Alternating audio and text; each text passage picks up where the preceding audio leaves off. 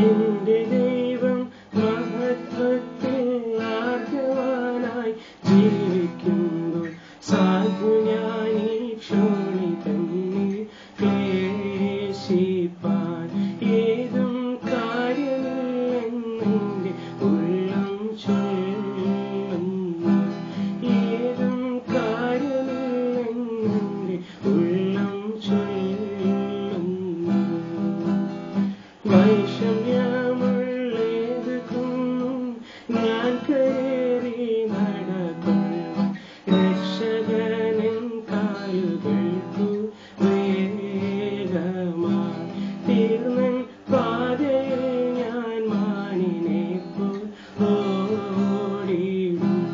തീർന്നൻ പാതയിൽ ഞാൻ മാനിനെപ്പോൽ ഓടിയിടും.